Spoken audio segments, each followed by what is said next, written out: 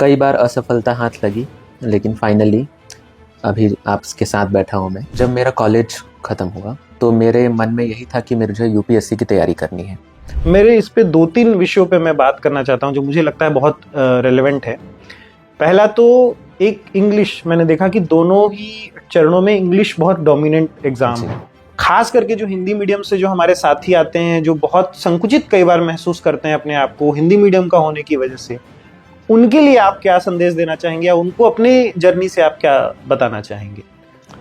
मतलब अगर कोई पैराग्राफ लिखा हुआ है तो मुझे समझ में आ जाएगा कि यार ये लाइन यहाँ पे जम नहीं रही। यूपीएससी के लिए भी जैसे आप टॉपर्स के अगर इंटरव्यू देखेंगे तो वो भी यही बोलते हैं कि भाई जीके के लिए आपको क्या है, बहुत सारे सोर्सेज से पढ़ना जरूरी है, क्योंकि एसएससी का कोई फिक्स पैटर्न नहीं है जीके में कि वो क्वेश्चंस कहाँ से पूछ लें।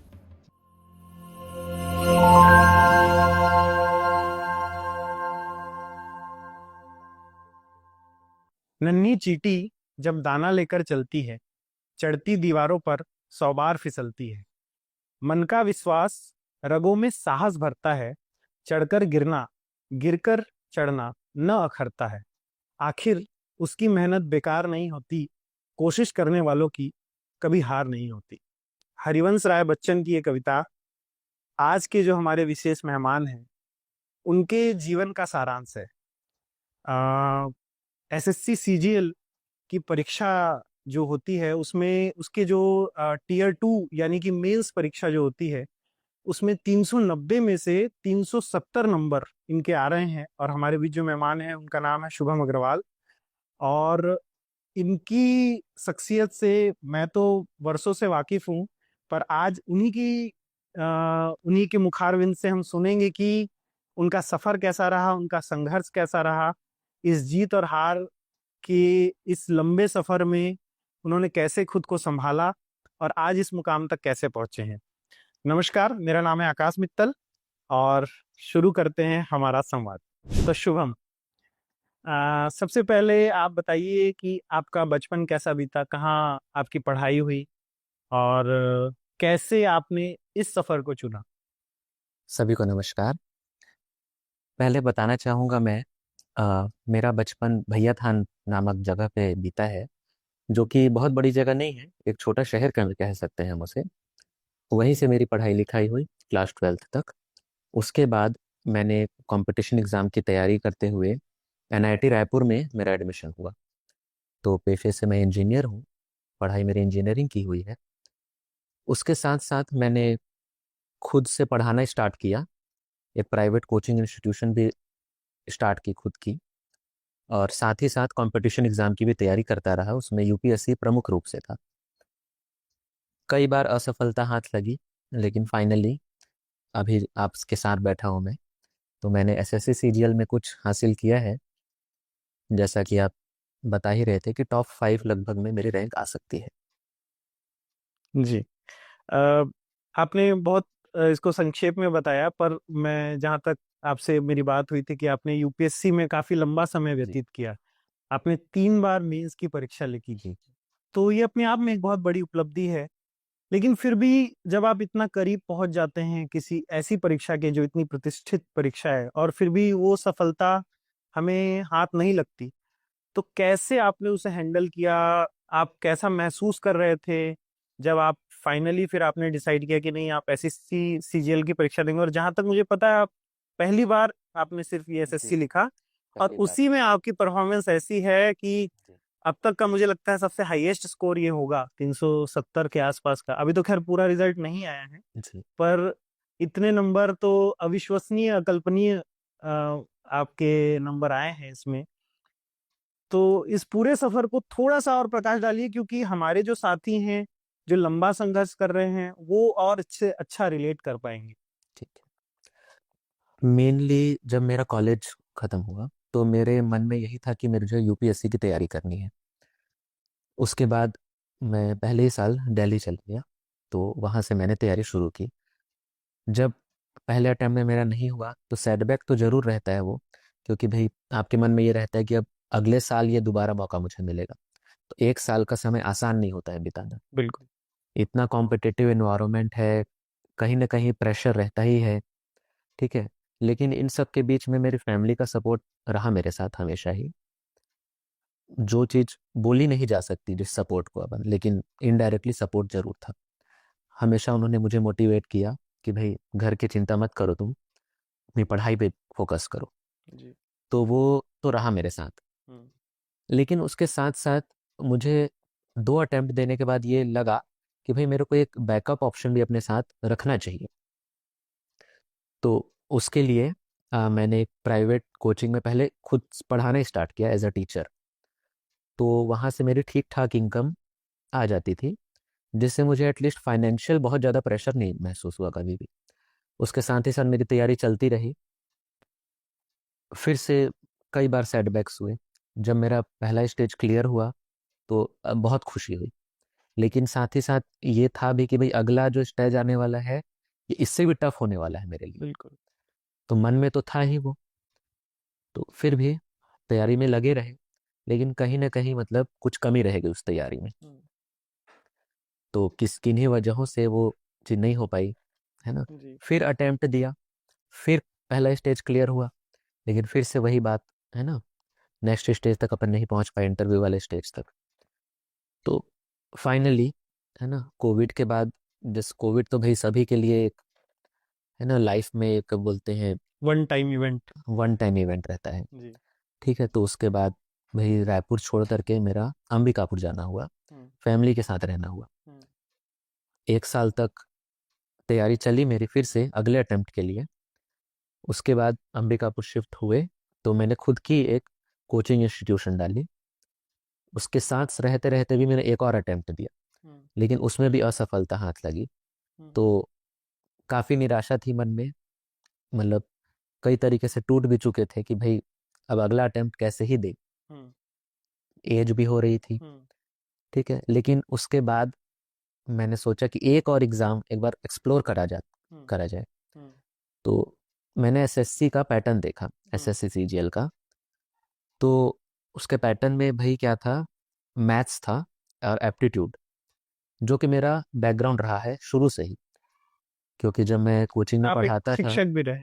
हाँ। हाँ, शिक्षक के तौर पे भी मेरा मेन सब्जेक्ट मैथ्स रहा मैथ्स हमेशा। रहा है आपका, ऑप्शनल सब्जेक्ट भी यूपीएससी में मेंस ही था। बिल्कुल हाँ, यूपीएससी में ऑप्शनल सब्जेक्ट भी मेरा मैथ्स था। हम्म। तो मैथ्स से टच हमेशा रहा। जी। उस वजह से ये कॉन्फिडेंस था कि हाँ भाई, कैसे भी मैथ्स हो किसी भी लेवल की मैं हैंडल कर सकता हूँ। हम्म। और उसके साथ साथ रीजनिंग में भी वही फायदा हुआ मुझे, हम्म। क्योंकि जो मैथ्स बैकग्राउंड वाले स्टूडेंट्स हैं वो ज़्यादा अच्छे से उन क्वेश्चंस को टैकल कर सकते हैं, रीजनिंग को। तो वो फायदा तो रहा है। और यूपीएससी के साथ साथ मेरी जनरल नॉलेज भी ठीक ठाक थी। जी। भले ही इस एग्ज़ाम के स्पेसिफिक नहीं थी वो नॉलेज, हाँ। लेकिन वो काफ़ी काम आई मुझे। और बाकी एक पार्ट इसका इंग्लिश था, वो मैं कुछ प्रिपेयर करना पड़ा उसे मुझे, लेकिन वो भी ठीक ठाक समय पे मैंने कर लिया कंप्लीट।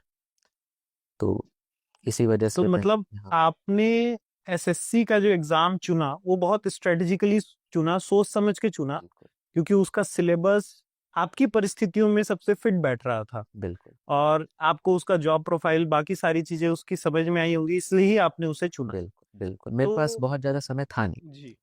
मेरी जैसे एज लिमिट भी होने ही वाली थी। इसके बाद ऐसा है कि अगर मेरा ये एग्ज़ाम नहीं निकलता तो मैं अगला अटेम्प्ट भी नहीं दे पाता सीजीएल बिल्कुल का, बिल्कुल, आप क्योंकि लगभग उसमें एज लिमिट 30 30 की है। की उम्र के आसपास हैं। जी। जी।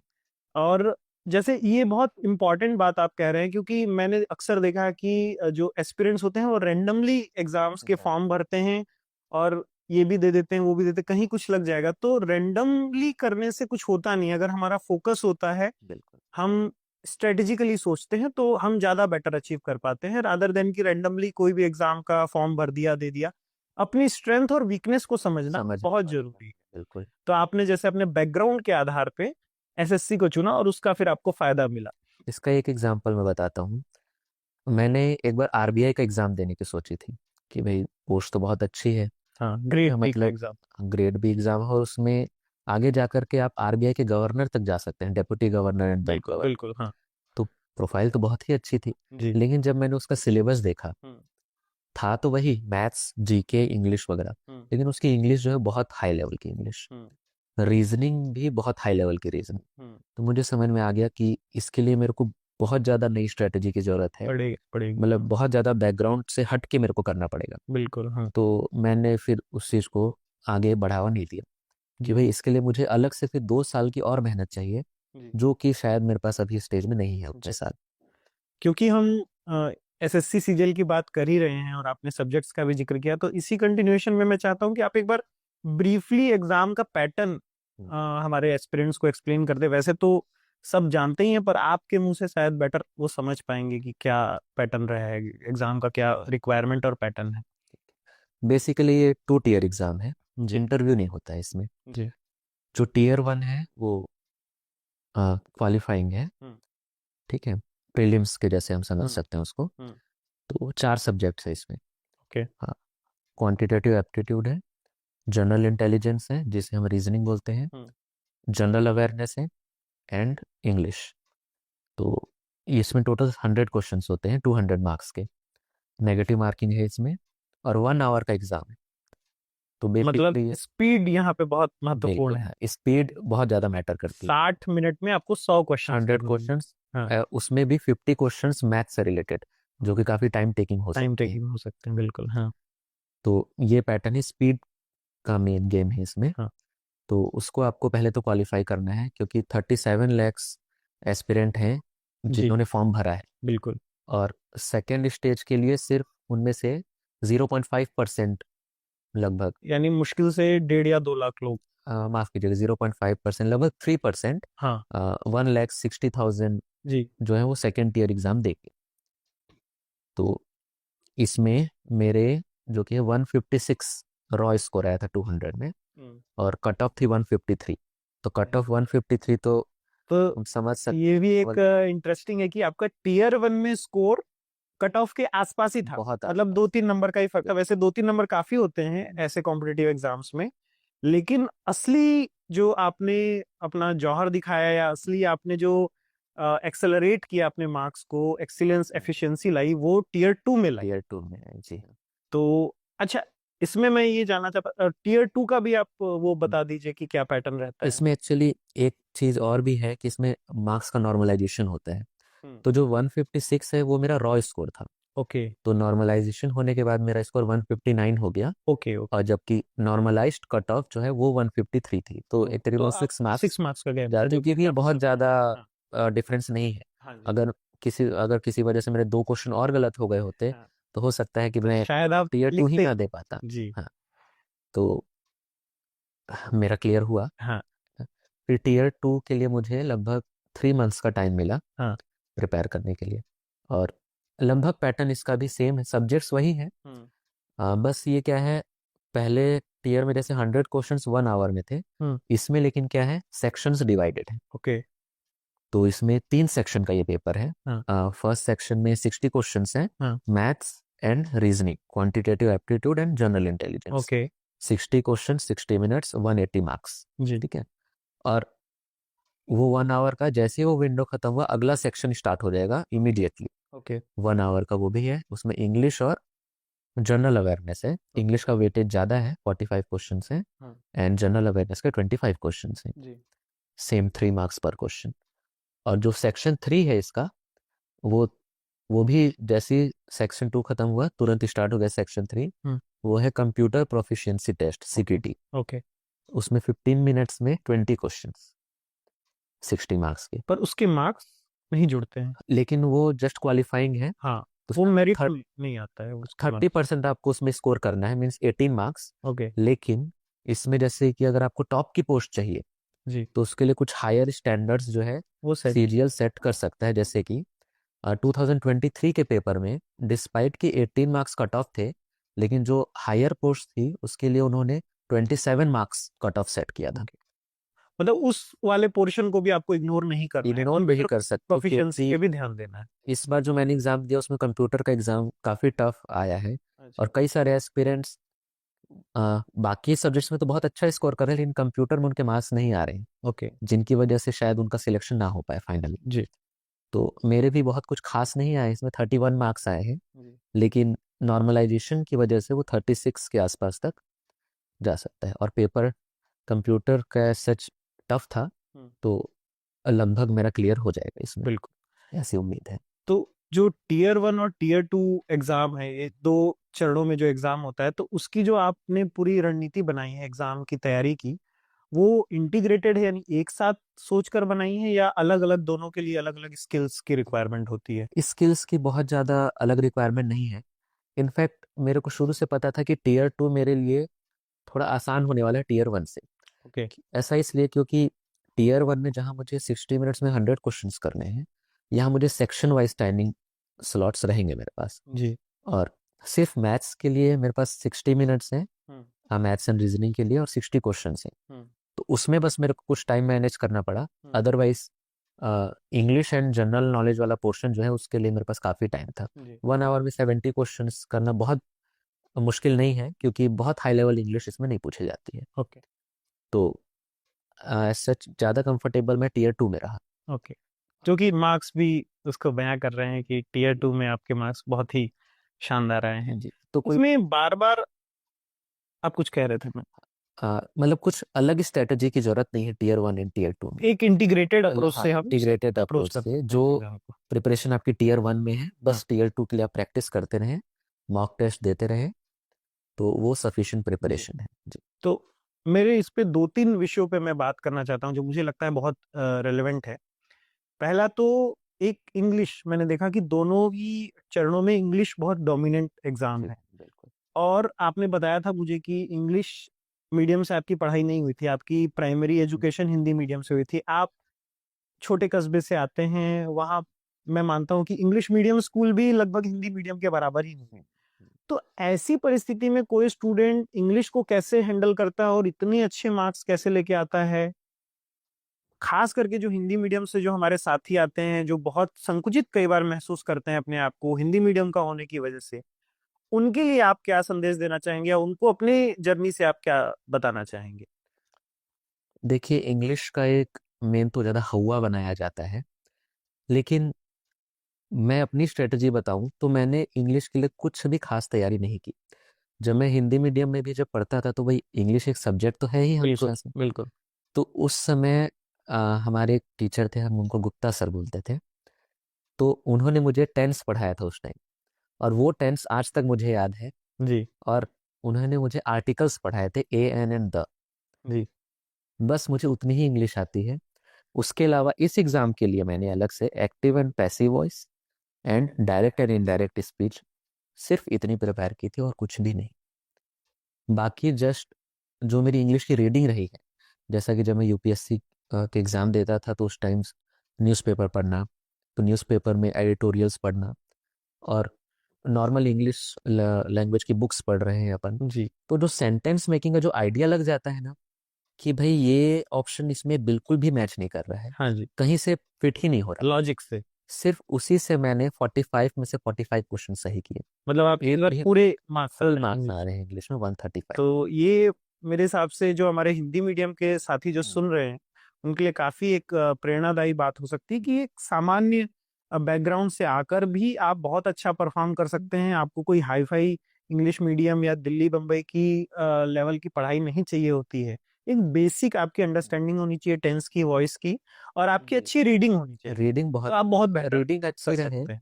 मतलब अगर कोई पैराग्राफ लिखा हुआ है तो मुझे समझ में आ जाएगा कि यार ये लाइन यहाँ पे जम नहीं रही है, जी। या फिर ये वर्ड यहाँ पे जम नहीं रहा इंट्यूटिवली, मतलब आपके है। अंदर से एक आवाज आती है जो पिच आपकी रीडिंग से आती है। उस चीज को मैं ग्रामेटिकली एक्सप्लेन बिल्कुल नहीं कर नहीं कर सकते। कि भाई जी। इसमें डिटरमाइनर्स की जी। गलती है, मतलब जी। या फिर क्योंकि हमारी प्राइमरी भाषा हिंदी है। हाँ तो प्रीपोजिशन यहाँ कुछ आना है, जी, तो बिल्कुल। वो सब जी। नहीं बता पाएंगे कि नहीं कंजंक्शन है कि क्या है। तो वो सब ना मुझे आज तक समझ में आया है, हाँ। और ना मुझे उन सब की अभी तक तो कोई जरूरत नहीं पड़ी। ओके। मे भी आगे जाके जरूरत पड़े तो भाई जी। वो भी पढ़ना रहेगा, जी। लेकिन आज तक एज सच कंपटीशन एग्जाम में कभी मुझे इस तरीके की प्रॉब्लम नहीं है। नहीं। एक ये कि भाई आपको, हाँ, वोकेबुलरी तो वो स्ट्रांग रीडिंग हो से आ ही जाती जाती है। है रीडिंग से। आप रीडिंग करते रहेंगे तो आपको दिखेगा भाई कि ये वर्ड बार बार आ रहा है, और मैं बार बार इसको समझ नहीं पा रहा हूँ, तो एक बार भाई देख लें तो अच्छा रेफर है कर लिया। कि ये कॉमन वर्ड है। जी। और क्या आपने कोचिंग ली एसएससी सीजीएल एग्जाम के जी लिए? नहीं, आपने कोई भी कोचिंग नहीं ज्वाइन करी? एक प्लेटफॉर्म ज्वाइन किया था, लेकिन एज सच उससे मैंने कुछ खास बेनिफिट मुझे नहीं हुआ। ओके। हाँ। और लेकिन आपने कोई टेस्ट सीरीज ज्वाइन करी? जी हाँ, एक टेस्ट सीरीज ज्वाइन की थी, वो काफ़ी अच्छी थी। हाँ। तो बाद में कभी उसके बारे में बात करेंगे। हाँ, तो उसमें तो मतलब आपने तैयारी के हिसाब से सिर्फ एक टेस्ट सीरीज ज्वाइन करी थी? जी हाँ, बस एक टेस्ट सीरीज दी थी और मैंने लगभग 25 to 30 मॉक टेस्ट दिए थे। ओके। और आपने अलग से कोई फॉर्मल कोचिंग एसएससी सीजीएल के लिए ज्वाइन नहीं की थी? रिजल्ट के लिए कोई तो आपका क्या मानना है, जैसे आपका तो एक लंबा चौड़ा बैकग्राउंड है, तो आपका इस पे क्या टेक है कि इस एग्जाम को, एसएससी सीजीएल को अगर अप्रोच करना है तो कोचिंग की आवश्यकता है या नहीं है? एस्पिरेंट्स के ऊपर भी डिपेंड करता है। जैसे कि यूपीएससी के लिए भी जैसे आप टॉपर्स के अगर इंटरव्यू देखेंगे तो वो भी यही बोलते हैं कि भाई कोचिंग के सच रिक्वायरमेंट नहीं है। आप सेल्फ स्टडी करके प्रिपेयर करके टॉपर भी बन सकते हैं और एक नॉर्मल रैंक भी ला सकते हैं। ओके। कई सारे टॉपर्स ऐसे रहे हैं जिन्होंने कोई ऐसे फॉर्मल कोचिंग नहीं ली है। जी। जस्ट इंटरनेट इतना बड़ा माध्यम है आज के दिन, तो उसी से पढ़ाई करके उन्होंने अपनी सफलता हासिल की है। लेकिन मेरा पर्सनल, जैसे मैं अगर अपनी बात करूँ तो मैंने खुद भी यूपीएससी की कोचिंग तो ज्वाइन की ही। इससे एक ये होता है कि आप जब खुद से करते हैं तो आपको कंपटीशन का उतना आइडिया नहीं होता है कि भी किस लेवल का कंपटीशन है। बिल्कुल। लेकिन जब आप एक फॉर्मल कोचिंग लेते हैं उसका ये फायदा होता है कि भाई एक तो आपको दिखता है कि क्या कंपटीशन में कितने बच्चों के बीच में हूँ, और एक एक आपको डायरेक्शन मिलती है जी। कि भाई हाँ मेरे को ये चीजें करनी है। आप भटकते नहीं है फिर उस प्रिपरेशन से, एक तो ये रहता है।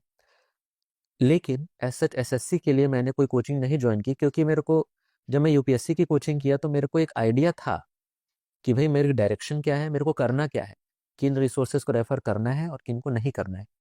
मतलब आपका एक्सपीरियंस ऑलरेडी आपके पास ऐसा था कि आपको आइडिया था कंपटीशन एग्जाम को कैसे हैंडल करना है, पर मतलब इसमें कोई एक फॉर्मूला नहीं हो सकता। कोई फॉर्मूला नहीं। स्टूडेंट को अपनी जरूरत को समझना चाहिए, एस्पिरेंट को, कि उसे किस किस चीज में हेल्प की जरूरत है। और ऐसा किसी के सामने हीरो बनने के लिए कि नहीं मैं तो कोचिंग नहीं ज्वाइन करूंगा, तो उसने कोचिंग नहीं ऐसा ज्वाइन नहीं करी, होना चाहिए। या मैं उसे ऐसा लगने लगे कि कोचिंग ज्वाइन कर ली मतलब अब तो हो ही जाएगा। मतलब अगर पॉसिबल है तो आप ज्वाइन कीजिए, लेकिन अगर पॉसिबल नहीं है तो निराश होने वाली कोई बात ही नहीं है उसमें। बिल्कुल। मतलब जैसे कोई छोटे शहर में है, कोई कोई गांव छोटे में। शहर में है, उसके पास बहुत बढ़िया कोचिंग अवेलेबल नहीं हो पा रही है, हाँ। तो आज के दिन सभी कोचिंग ऑनलाइन अवेलेबल है। जी। तो आप बेस्ट प्लेटफॉर्म चूज कर सकते हैं, बेस्ट टीचर से पढ़ सकते हैं अगर आपकी कोई नज़र में कोई है तो। जी।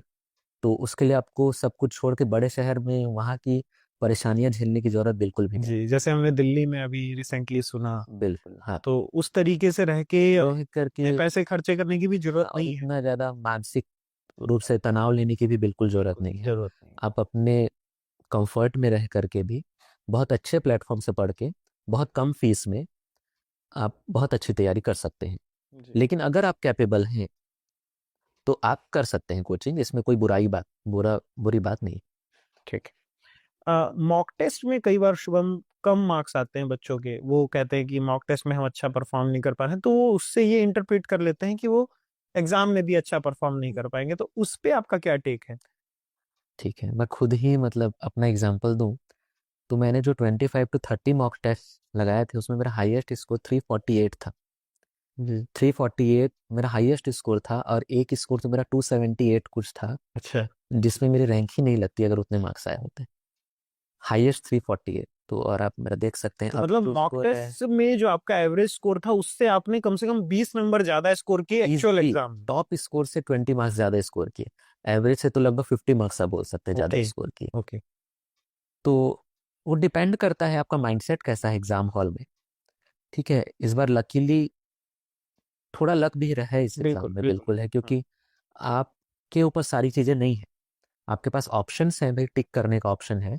स्पीड का टेस्ट तो है ही, लेकिन कई बार गलती से एक गलत आंसर निकल गया, हो जाता है। आपके पास टाइम नहीं उसको सुधारने का, आपको बिल्कुल मारना ही पड़ेगा वो आंसर। बिल्कुल। तो थोड़ा सा लक का गेम तो है। तो लकीली इस बार मैथ्स और रीजनिंग में मैंने पूरे 60 क्वेश्चन सॉल्व कर लिए, और उस समय मेरे पास 3 मिनट्स बचे हुए थे। 57 मिनट्स में ही मेरे सॉल्व हो गए थे सभी क्वेश्चंस। तो जैसे आप एक लंबे, आपने 3 बार यूपीएससी का प्रीलिम्स क्लियर किया है, और एसएससी सीजीएल में आपकी ऐसी परफॉर्मेंस रही है, इतनी शानदार परफॉर्मेंस रही है, तो एग्जाम हॉल में कैसा टेम्परामेंट चाहिए होता है, किस तरीके का एक सक्सेसफुल एस्पिरेंट की क्या क्वालिटीज होती हैं जो एग्जाम हॉल में वो बहुत अच्छा कर पाते हैं बाहर के मुकाबले? कई बार क्या होता है, स्टूडेंट्स बाहर बहुत अच्छा करते हैं पर एग्जाम हॉल में बिल्कुल विपरीत परफॉर्म करते हैं अंडर प्रेशर। कई, जैसे आपने बताया कि आप एग्जाम हॉल में अंडर प्रेशर और अच्छा परफॉर्म कर गए, तो ये क्या, इसका राज क्या है, ये जानना चाहता हूँ आपसे। जब आप बाहर भी तैयारी कर रहे हैं तो आपको डिसिप्लिन तरीके से तैयारी करनी है। बाहर ये नहीं सोचना है भाई, आज के दिन जैसे अपने हमारे मॉक टेस्ट के जो प्लेटफॉर्म है उसमें आपको पॉज करने का ऑप्शन देते हैं जी। कि भाई आप आधे घंटे एग्जाम दिए, कुछ काम है, बाहर चले गए, 1 घंटे बाद लौटे, उस एग्जाम को रिज्यूम किया। हाँ। तो ये चीज आपको एक्चुअल एग्जाम में करने को नहीं नहीं मिलती है जी। तो वहां से डिसिप्लिन फिर नहीं आ पाता है। बिल्कुल। आपकी वो तैयारी नहीं रहती है कि आप 2 घंटे कंटिन्यूअसली एक माइंडसेट हो करके आप उस पेपर पे सिर्फ फोकस कर पाए। जी। एक तो ये है। और दूसरा, मैं जब भी कंपटीशन एग्जाम दिया, मैंने अपने लाइफ में बहुत एग्जाम्स दिए हैं, लेकिन एक चीज हमेशा मेरी फिक्स रही क्या कि मैं एग्जाम हॉल में एटलीस्ट 1 आवर पहले या फिर हो सके तो 30 मिनट्स पहले एटलीस्ट मैं एंट्री ले लेता हूँ, ताकि मैं वहाँ के इन्वायरमेंट से यूज टू हो जाऊँ, Used to काफ़ी हो जाओ। कंफर्टेबल हो जाऊँ, हाँ। कोई पैनिक वाली सिचुएशन ना रहे। ठीक है। और उसके बाद खुद पे भरोसा करना है ना, कि भाई मैं कर लूंगा, जी। हो जाएगा, मेरी प्रैक्टिस है, काफ़ी प्रैक्टिस जी। है। एक बार तो रहता है भाई कि मेरा फर्स्ट क्वेश्चन ठीक ठाक आ जाए, ठग हो जाए। उसमें ना अटक जाऊं। जी। तो लकीली मेरे साथ वो भी नहीं हुआ। हाँ। अच्छा फ्लो रहा। हाँ। स्टार्टिंग के 7-8 मिनट में ही लगभग 13-14 क्वेश्चन हो गए थे। हाँ। तो फिर उसके बाद मैंने काफ़ी कंफर्टेबल फील किया कि यार मैं कर लूंगा, ज़्यादा प्रेशर लेने की जरूरत नहीं है।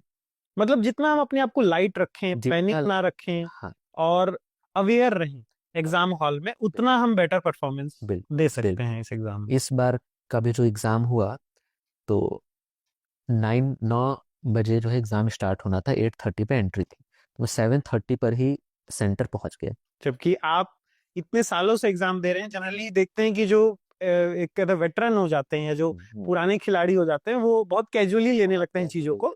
पर आज भी आप उसी सीरियसनेस के साथ, उसी डिसिप्लिन के साथ उस एग्जाम को अप्रोच करते हैं, और ये सीखने वाली बात है। और हर ऐसे ही आपको देर सवेर सफलता मिलती है, बट सफलता के लिए आप में कितनी पात्रता है, वो ये डिसिप्लिन, ये आपका कमिटमेंट दर्शाता है। तो ऐसे ही ये आने वाले एस्पिरेंट्स के लिए, होने वाले एस्पिरेंट्स के लिए ये बहुत बड़ी सीख है कि किसी भी एग्जाम को फ्रेश माइंड से कैसे अप्रोच फ्रेश करना माइंड चाहिए। से बहुत ज़्यादा प्रेशर लेने की ज़रूरत नहीं है। और अगर आप बार बार असफल हो रहे हैं तो एक आपके पास बैकअप ऑप्शन जरूर आप जी। रखिए।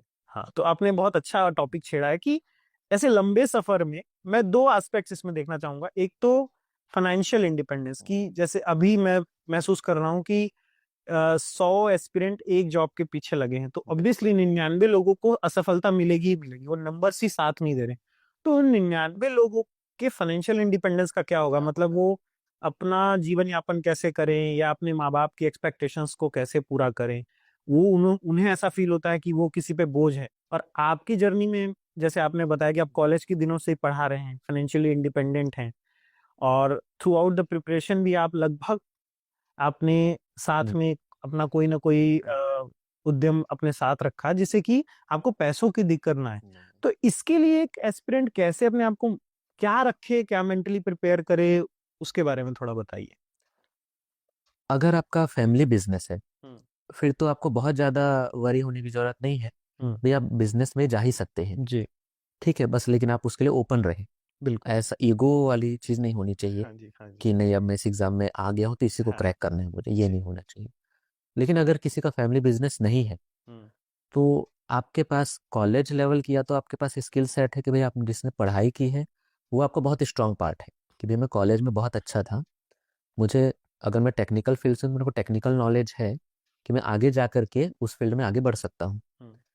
लेकिन अगर ऐसा भी नहीं है हम्म। तो आपको एक बैकअप ऑप्शन हमेशा रखना ही पड़ेगा। हम्म। उसके लिए आपको ओपन रहना पड़ेगा कि भाई एक पॉसिबिलिटी हमेशा है कि मेरा किसी कारणों से इस एग्जाम में सिलेक्शन नहीं होगा, नहीं होगा जी। मैं बहुत ट्राई कर लूंगा, शायद फिर भी ना हो। जी।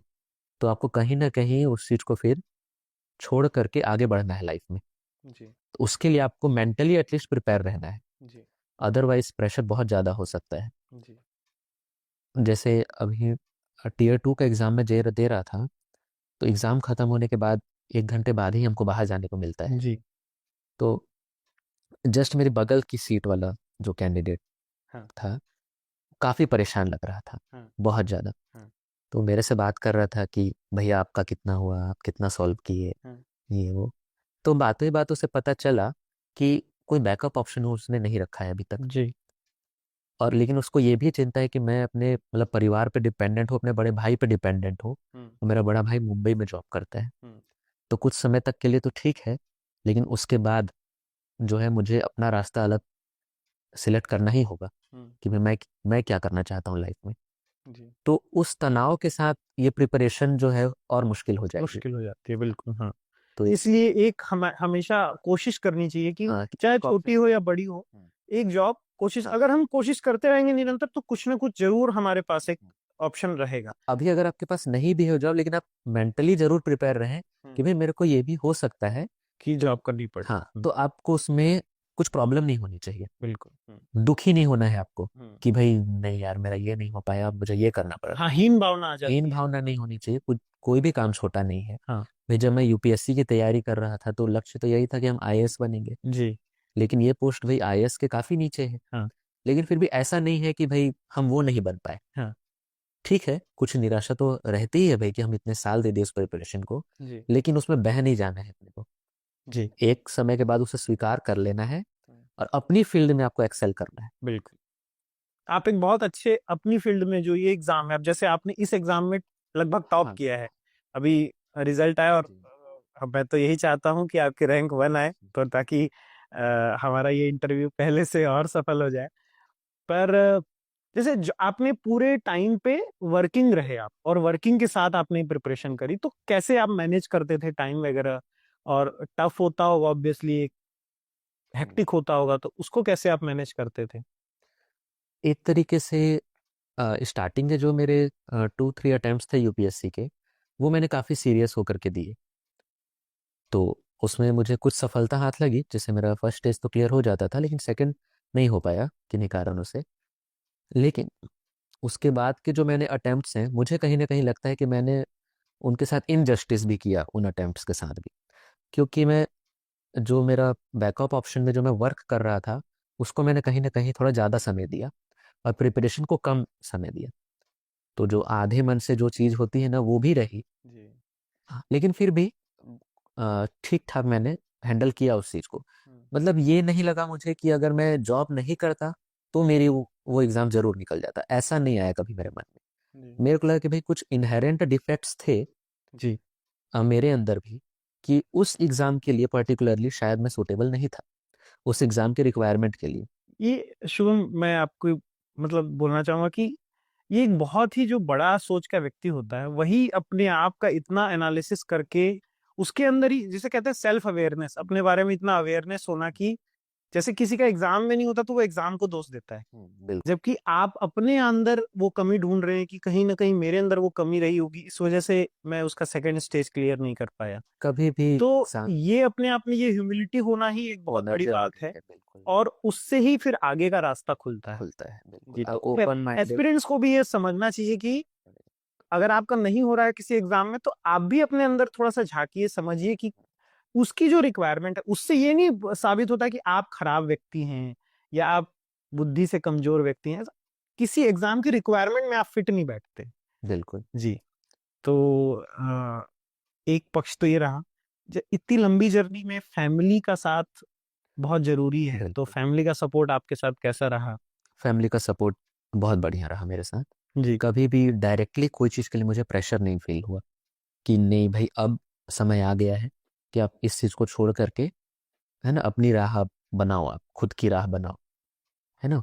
तो सपोर्ट हमेशा से रहा कि कोई बात नहीं, है ना, तुम तुम्हारा भी कभी अच्छा टाइम आएगा, आएगा। है ना, कि जी। एग्ज़ाम क्लियर होगा, जी। बस कोशिश करते रहो। जी। तो ऐसा कुछ बहुत ज़्यादा प्रेशर फील नहीं हुआ, लेकिन खुद से जो होता है कि भाई ठीक है कोई सामने वाला नहीं बोल रहा है, लेकिन मेरे को उसको फॉर ग्रांटेड नहीं लेना नहीं चाहिए। लेना चाहिए। तो इसलिए मैंने बैकअप ऑप्शन हमेशा से रेडी रखा। तो सपोर्ट तो रहा, काफ़ी सपोर्ट रहा। और आपकी शादी हो चुकी है, जी। शायद 1 साल से भी ऊपर हो चुका है। 1 साल और 1 महीना लगभग हो चुका है जी। अभी शादी को। तो मतलब शादी के जस्ट बाद से ही आपने, या 5-6 महीने बाद से ही आपने ये एसएससी की तैयारी शुरू कर दी होगी? बिल्कुल। तो इतनी जल्दी अगर आप प्रिपेयर कर रहे हैं, तो पार्टनर का सपोर्ट बहुत जरूरी है, और पार्टनर का अंडरस्टैंडिंग होना बहुत जरूरी है। तो आपकी पत्नी का कितना रोल है आपकी इस सफलता में? बहुत बड़ा रोल है उनका भी। उनका सपोर्ट भी रहा हमेशा से। हाँ। मैं उनका ये कहना था कि बाकी चीज़ें मैं संभाल लूंगी, आप बस अपने एग्जाम पे फोकस करो, इतना ही काफी होता है इतना ही काफ़ी है। हम लोगों के लिए। हाँ। जी। तो ठीक है, मेरी कोचिंग इंस्टीट्यूट भी चल ही रही थी, हाँ। लेकिन उसके अलावा मुझे कभी कोई प्रेशर फील नहीं। हमारा फैमिली बिजनेस भी है, लेकिन मेरे फैमिली मेंबर्स ने भी कभी मुझे उस बिजनेस में नहीं उतारा जी। कि भाई कोई जरूरी नहीं है, अगर तुम्हारा नहीं भी होता है सिलेक्शन तो हमारा बिजनेस है ही, हाँ। तुम्हारी कोचिंग इंस्टीट्यूशन भी है, जी। ठीक है, लेकिन अभी जो कुछ समय है तुम्हारे पास उसको सिर्फ पढ़ाई में लगाओ। जी। तो मेरी वाइफ के साथ साथ मेरे फैमिली मेंबर्स ने भी इस चीज़ में बहुत साथ दिया मेरा। जनरली किसी भी वार्तालाप की शुरुआत इस सवाल से होती है, लेकिन मैं इसे काफी देर बाद पूछ रहा हूँ कि अब आप कैसा महसूस कर रहे हैं? मतलब इतने लंबी जर्नी के बाद कैसा लग रहा है? जैसे एक फीलिंग होती है ना, मुझे लगता है कि बहुत इंसान हल्का महसूस करता है, कोई एक बड़ा बोझ सर से उतर जाता है, वैसा फीलिंग आती है। तो आपके साथ वो कैसा है? वो सिचुएशन कैसी फील है? अब आगे के लिए कैसे सोच रहे हैं? काफ़ी सेटिस्फाइंग फीलिंग आ रही है। हाँ। मैंने सच में एक्सपेक्ट नहीं किया था कि मेरा इतना अच्छा स्कोर आएगा। ठीक है, स्कोर ठीक ठाक आएगा ये जरूर था, हम्म। लेकिन इतना बढ़िया स्कोर आ जाएगा इस चीज़ की उम्मीद बहुत ज़्यादा नहीं थी मुझे। अब काफ़ी सेटल्ड फील कर रहा हूँ मैं। ठीक है, मतलब भागा दौड़ी से अब थोड़ा सा आगे बढ़ चुका हूँ, तो उस भागा दौड़ी में वापस नहीं जाना चाहता मैं। एक जगह मतलब एक अच्छी कुछ सुकून आप चाहते हैं, थोड़ा लाइफ में एक स्टेबिलिटी चाहते हैं, स्टेबिलिटी ठहराव चाहते हैं। चाहते हैं, और बहुत ज़्यादा एक्सप्लोर, बहुत ज़्यादा डायरेक्शंस में नहीं भागना है, किसी एक डायरेक्शन को पकड़ के उसमें एक्सेल करने की चाहते गहराई हैं। चाहते हैं आप? जी। जी। जैसे अभी कोई भी, जैसे मुझे गवर्नमेंट की तरफ से डिपार्टमेंट जो भी आप हाँ अलाउड लेटर आता है जिस भी जी। डिपार्टमेंट के लिए, जी। तो उसमें मुझे अब एक कोशिश है कि एग्जाम्पल सेट करूँ मैं वहाँ जी। जाकर के। कोई ऐसा व्यक्तित्व आपके आसपास या कोई आपने जो पढ़ा हो, जिससे मतलब जिसने आपको पूरे थ्रू आउट इस जर्नी प्रेरणा दी हो, जिससे आपको, जिसको आप लुक अप करते हो, वो आपके आसपास भी हो या कोई बहुत ऐसी कोई हस्ती हो? शुरू में तो नहीं था ऐसा कोई व्यक्तित्व, लेकिन यूपीएससी जब मैं प्रिपरेशन कर रहा था, तो जब मैं दिल्ली से वापस आया रायपुर में, तो जैसा कि मैंने बताया एक प्राइवेट कोचिंग इंस्टीट्यूशन भी मैंने ज्वाइन किया एज अ टीचर। जी। तो वहाँ एक मेरे सीनियर, हम्म। मतलब मेरे साथ ही पढ़ाते थे, मैं मैथ सब्जेक्ट पढ़ाता तो वो फिजिक्स पढ़ाते थे, ओके। तो सूर्यकांत अग्रवाल, जी। तो उनसे मैं काफ़ी प्रभावित हुआ। अच्छा। शुरू शुरू में ही काफ़ी प्रभावित हुआ जी। उनके व्यक्तित्व से, उनकी सिंप्लिसिटी से। जी। तो मैंने काफ़ी कोशिश करी उस चीज़ को लेकर के कि मेरे जीवन में भी वो सरलता आए, जी। है ना, मतलब कुछ ठहराव की स्थिति आए, जी। चीज़ों को मतलब मैं ध्यान से जी। फॉलो करूं, या फिर जी। ठीक है अपनी पढ़ाई में भी उस चीज़ को उतारूं।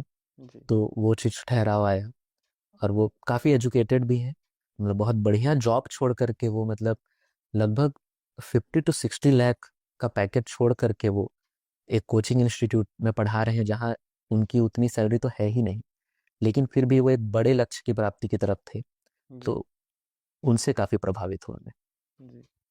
मतलब ये बहुत आपने बहुत एक मतलब आपकी पूरी जो व्यक्तित्व है, पूरा जो व्यक्तित्व है, उससे यही पता चलता है कि आप बहुत सादगी पसंद व्यक्ति हैं और अपने आसपास के लोगों से इंस्पायर हो रहे हैं। आप ऐसा नहीं कि किसी आप बड़ी हस्ती हो तो ऑब्वियसली उनसे भी इंस्पायर हुआ जा सकता है, लेकिन हम अगर अपने इर्द गिर्द के लोगों को और ध्यान से ऑब्जर्व करें, उनसे कुछ बेहतर गुण सीखने का, जैसे आपने एग्जाम्पल दिया कि आप अपने सीनियर टीचर से भी इतना इंस्पायर हो गए और उसको अपनाने की कोशिश की।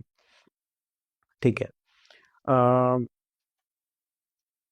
इसमें जैसे आपने बीच में बताया था मुझे कि कुछ आपको फिटनेस वगैरह की भी दिक्कतें आती हैं, तो लेकिन उसके बाद आपने अपना रूटीन, अपने शेड्यूल, डे टू डे जो आपका वर्किंग होता है उस पर भी काफी वर्क किया। तो फिजिकल फिटनेस, मेंटल स्ट्रेंथ और मेंटल हेल्थ, इन सब का कितना रोल है इतने लंबे सफर में? हाँ, बहुत बड़ा रोल है इन सब का भी। आप मतलब मेंटली फिट रहना तो बहुत ही ज़रूरी है, खासकर इस एग्ज़ाम के लिए, क्योंकि ये बहुत स्पीड का खेल है। हाँ जी। तो सिर्फ फिजिकल फिटनेस से नहीं हो पाएगा, मेंटली भी आपको काफ़ी फिट होना पड़ेगा। तो उसके लिए मतलब अच्छा, मतलब है ना, भोजन करना, योगा, प्राणायाम, इन सब का काफ़ी महत्व रहा है मेरी ज़िंदगी में। आपका एक मॉर्निंग रूटीन है? एक मॉर्निंग रूटीन, अभी तो बहुत अच्छा रूटीन नहीं है मेरा, लेकिन पहले जब जैसे मॉर्निंग में मैं लगभग 6 AM के आसपास, उससे लेट नहीं करता हूँ, बहुत रेयर, है ना, सो के उठ गए, हल्का मॉर्निंग वॉक लिया, एंड उसके बाद हल्का फुल्का 15 to 20 मिनट्स लगभग योगा, उसमें भी प्राणायाम के कुछ आसन, फिर उसके बाद अपनी दिनचर्या की शुरुआत की। और आपको क्या पसंद है, जैसे फिल्में देखना पसंद करते हैं आप? हाँ हाँ, बहुत ज़्यादा नहीं, मतलब कुछ फिल्म अगर किसी से अच्छा रिव्यू मिल जाए अच्छा। कि भाई ये मूवी बहुत मस्त हाँ है, देख इसका हाँ ये है, हाँ हाँ हाँ तो बहुत ज़्यादा अगर किसी में लाइमलाइट वाली मूवीज़ बहुत ही ज़्यादा, मतलब, है ना, हाँ, उस टाइप की पसंद नहीं है, सादगी भरी मूवीज़, पुरानी मूवीज़ कुछ पसंद आती हैं मुझे, जी। बहुत कुछ खास नहीं। म्यूज़िक सुनना मुझे पसंद है, ओके। हल्के फुल्के। अभी क्या सुन रहे हैं आप? अभी कोई फेवरेट आपका, कोई सिंगर हो या कोई गाना हो, कोई म्यूजिशियन हो? हाँ, ऐसा सच नहीं है, ओके। सभी मतलब लगभग जो मुझे पसंद आ जाए हाँ हाँ। उसी को सुनने स्टार्ट कर देते हैं। ओके। और स्पोर्ट्स का क्या है आपका? स्पोर्ट्स पसंद है आपको? स्पोर्ट्स तो बहुत पसंद है, कौन सा स्पोर्ट्स पसंद है सबसे आपको? ज़्यादा तो क्रिकेट। क्रिकेट। ठीक जी, है। तो क्रिकेट आप खेलना पसंद करते हैं या देखना पसंद करते हैं? दोनों ही। अच्छा, हाँ, खेलते भी हैं आप? खेलते भी, बहुत कुछ खास नहीं, बहुत हम्म। अच्छा खिलाड़ी नहीं हूँ मैं, लेकिन हाँ, ऑब्जर्वेशन, मुझे ऐसा लगता है कि ठीक ठाक ऑब्जर्वेशन है मेरी क्रिकेट में। अच्छा। तो अभी क्या आपका, अभी करंट इंडियन टीम के बारे में क्या ऑब्जर्वेशन है आपका? करेंट कि इंडियन, अभी क्या हालात हैं इंडियन टीम के? ये हमारे बेस्ट फेज में है या अभी कुछ गड़बड़ चल रही है? बहुत बढ़िया फेज में चल रहे हैं हम, हाँ। बस एक ही थोड़ा सा बैकड्रॉप, मतलब इसका प्रॉब्लम वाला एस्पेक्ट ये लगता है मुझे कि एक्सपेरिमेंट्स बहुत ज़्यादा हो रही है टीम में, ओके। एक सेटल्ड टीम हमारी नहीं हो पा नहीं रही आ है। रही। बिल्कुल, वही एक प्रॉब्लम है, अदरवाइज तो ये बेस्ट टीम है, अगर मतलब एक टैलेंट वाइज बेस्ट है, टैलेंट वाइज बेस्ट टीम है, बट बस एग्जीक्यूशन कहीं पे मिसिंग है। सिक्योरिटी नहीं है किसी प्लेयर को कि हम्म भाई, हम्म हम्म कि मुझे एक लंबा रन मिलेगा, ओके। उस वजह से काफ़ी प्रॉब्लम्स आती हैं जी। कि भाई एक बॉलर को हम्म 2 मैच खिलाया, परफॉर्म नहीं किया, तो हम्म। बाहर कहते हैं कि स्टेबिलिटी की ज़रूरत है हमारी टीम में।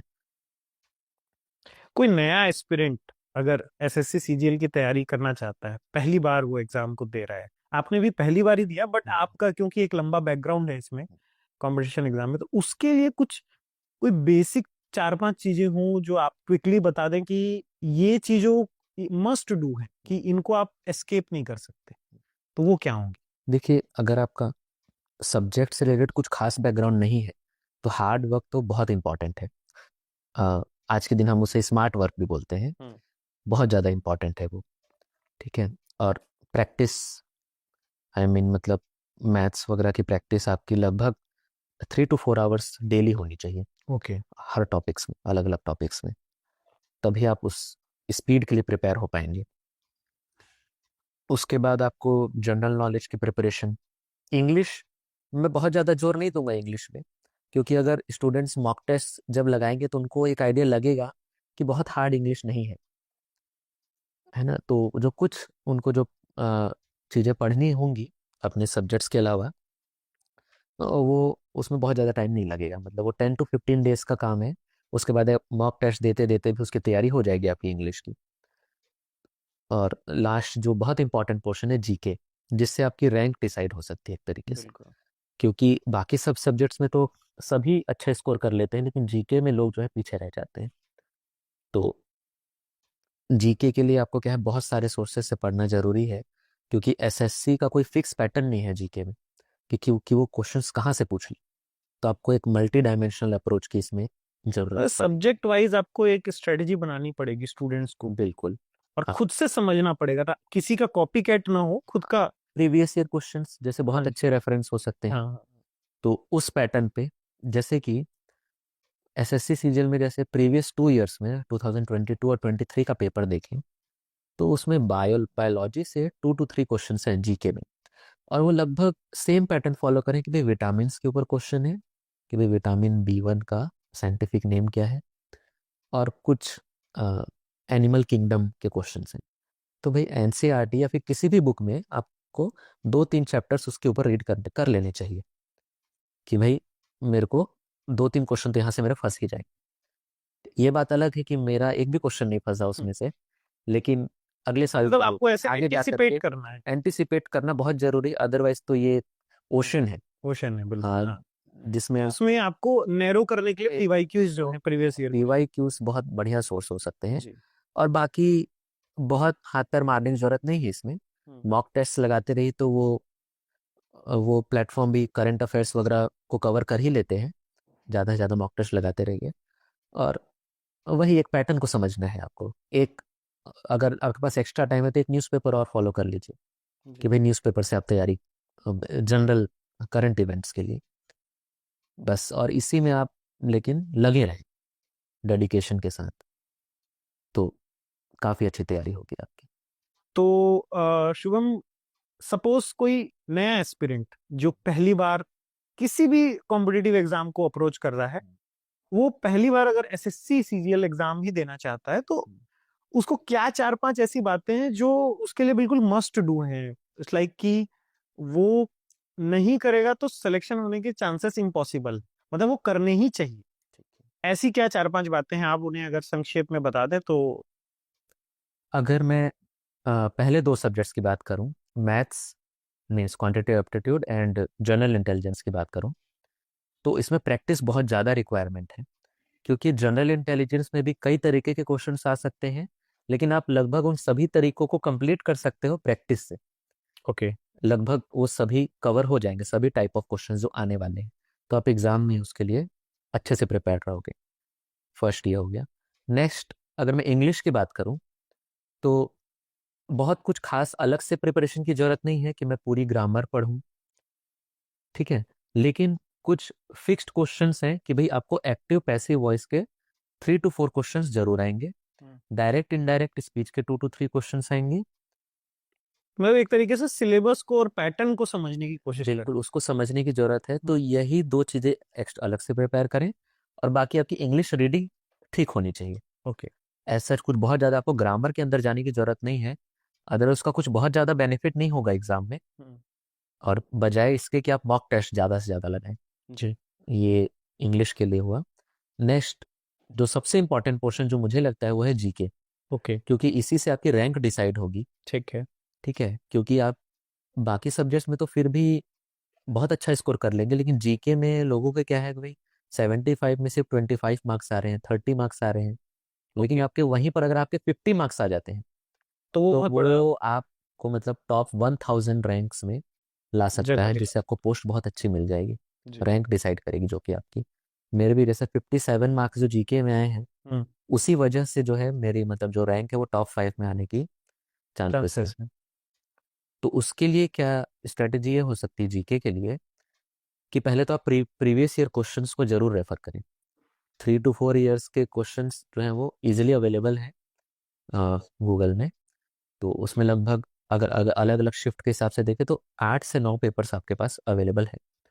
इट मीन्स कि आपके पास लगभग 300 क्वेश्चन है। ठीक है, उसमें से आप एक पैटर्न को समझ सकते हैं कि भाई कहाँ से क्वेश्चन क्या पूछ रहा है।